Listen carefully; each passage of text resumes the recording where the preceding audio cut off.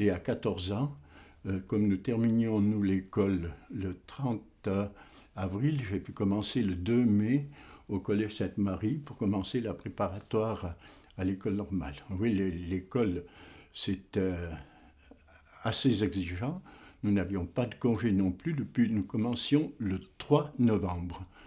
Le 1er novembre, la Toussaint, le 2 novembre, le jour des morts, le 3 novembre, nous commencions, et l'instituteur était soucieux de ne pas perdre de temps, si bien que lorsqu'il y avait une fête pendant la semaine, comme ce serait cette année Noël un samedi, il nous faisait venir en classe le jeudi après-midi.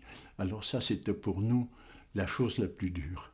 Quand il fallait venir en classe le jeudi après-midi, parce que le jeudi, c'était notre jour de congé. Nous n'avions qu'une demi-journée par semaine. Le samedi, nous allions en classe comme les autres jours. Et quand nous avions congé, le jeudi après-midi et le dimanche, c'était même à ce moment-là que nous avions la rédaction à faire.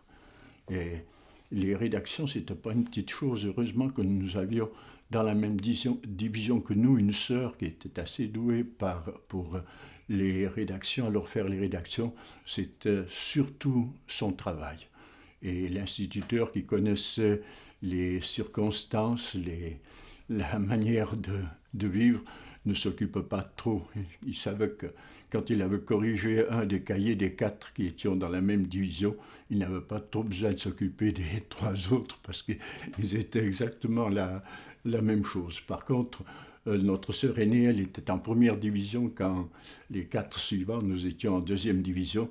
Alors elle, c'était la grande, si bien qu'elle ne nous laissait pas copier, même si nous avions un travail qui portait sur la même rédaction, elle ne nous laissait pas copier. Elle, c'était la première division et nous, c'était la deuxième division. Et alors le jeudi, donc c'était... Je saute un peu du coq à l'âne, tant pis.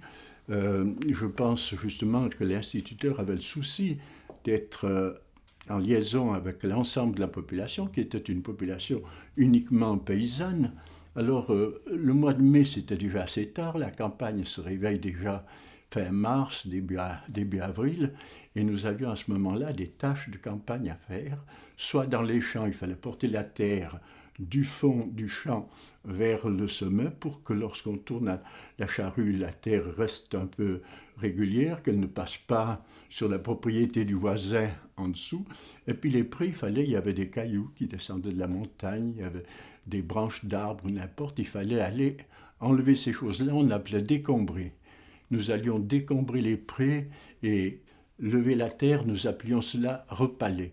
Alors comme jusqu'au 30 avril, nous allions à l'école, l'instituteur modifiait l'horaire de travail à ce moment-là. Nous avions l'école normalement de 8h30 à 11h30 et de 1h30 à 4h30. Alors, à partir du début avril, il mettait l'école de 8h à 11h et de 2h à 5h. Si bien qu'on avait un bon moment à midi, après avoir dîné rapidement, pour aller s'occuper des travaux de la campagne. Et comme ça, donc, on peut dire que l'école était en relation avec le travail, puisque tout le monde était paysan. Et il faut dire qu'à l'école, nous n'avions pas d'électricité à l'école. L'école, quand c'était le mois de décembre, par exemple, à partir de 4 heures, nous ne pouvions presque plus voir clair, et nous restions toujours jusque vers 5h moins quart, parce que l'instituteur n'avait jamais été regardant sur ces heures de présence. Alors à partir de 4 heures, entre 4 heures et 5h moins quart, on faisait les travaux oraux.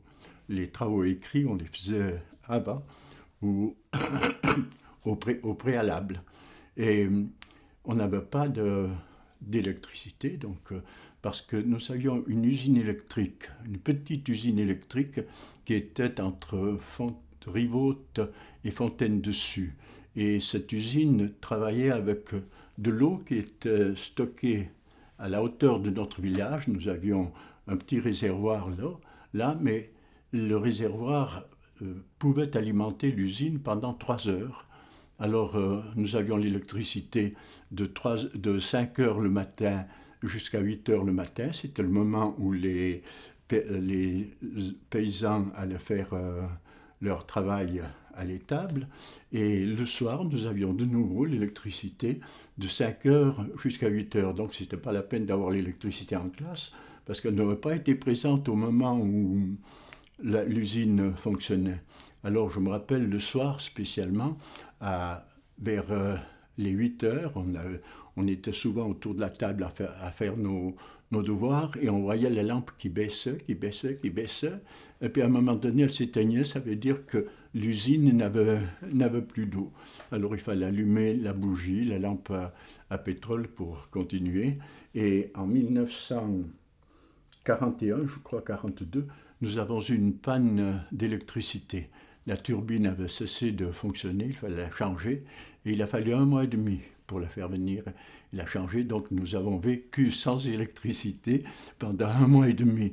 Et aujourd'hui, on pense que c'est quand on a une panne d'électricité d'une demi-heure, tout est bloqué.